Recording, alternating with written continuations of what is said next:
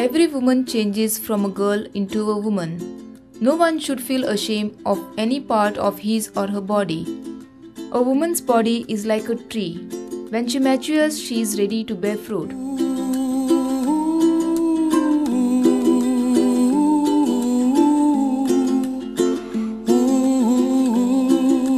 See, the woman's body has one uterus and two ovaries. And each month from one of the ovaries, one egg is formed. As the egg is maturing, at the same time, the lining of the uterus also goes on maturing.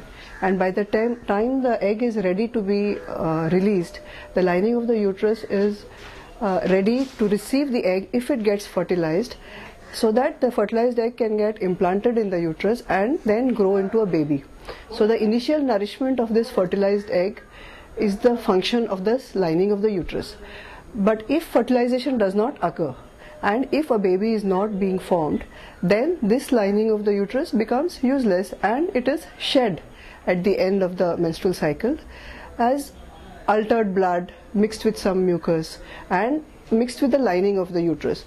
This period of where blood and mixed with some of the tissues comes out, this time is called menstruation actually.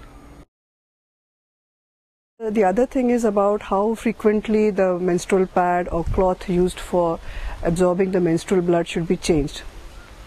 One thing is that it should be changed as soon as it is fully soaked, or at least every 8 hours. The pad taken at night should be changed early in the next morning. So even if it is not fully soaked, it should not be kept for the whole day, because then bacteria can grow in this blood and then it starts to smell and it can cause different infections as well. See, many girls are shy and try to dispose of it secretly by flushing it in the toilet. The other practice that I find is that sanitary napkins are just thrown on the roads where they are sometimes picked up by dogs, and they are very unaesthetic to look at and can also spread diseases as this blood can get infected. See, all the medications that are used for postponing or preponing the menstrual periods are actually high doses of hormones. These hormones do have side effects, some of which can be very serious.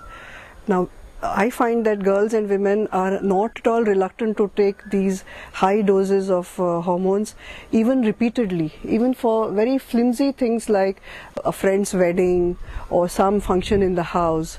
Now, repeatedly taking these pills for postponing or preponing the periods can have side effects on the menstrual regularity, plus the pills themselves have their own side effects, including clotting of blood in the veins, which can have very disastrous consequences. So as a doctor, I do not recommend postponing or preponing menstruations for small flimsy reasons.